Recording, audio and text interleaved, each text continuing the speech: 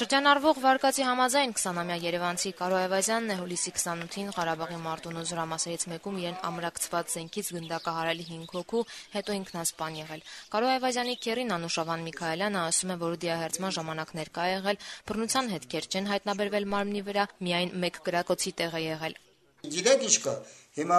որ ես նկամ դանակավորը շատ անում են, ճիշտ է։ Հիմա ենթարիկ ներողություն, ինքը մեկ հետ չուներ, ասենք, ձեր հետ չուներ, կամ ինձ հետ չուներ, ինձ սպանեց։ Բա այնտեսին ինչ սպանեց։ Բա այնտեսին ինչ սպանեց։ Հա՞։ Դա մեկ հետ չուներ, չէ՞ մեկ ինքը սպանել, ճիշտ է։ Լավ, վարկածը գտել են, ես ձեզ համաձայն եմ, ինքը ճիշտ է։ Հոթեգան էր, ճիշտ է։ Ինչի տարար բանակ։ Երբ որ ես ասում եմ այդտեղ են հիվանդ, ինչի տարար։ Միջալից ասեմ, նա թղթերի մեջ գրած է, որ նա զենք տալ չի կարելի։ Բայց եթե չի անգամ տանը զենք, եթե ես որսոր դեմ ինքը մեր տանն է, չէ՞, ես տանը զենք չպահել։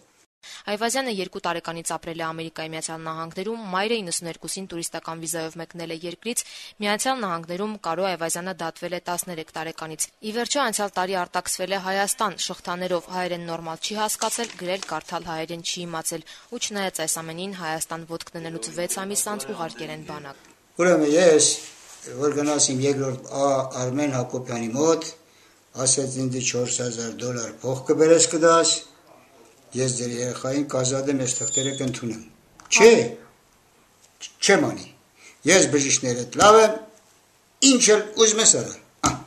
Ասում Ամերիկան ուրիշ պետություն է, մեր ուրիշ պետություն, այսինքն ինչ է, Ամերիկան հետամնաց պետություն է, առաջադեմ պետությունը մենք ենք։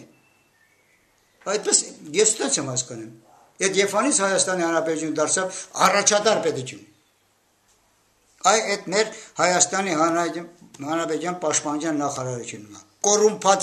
Կոռումպացված է Հայաստանի Հանրապետության զինված ուժերը կոռումպացված են։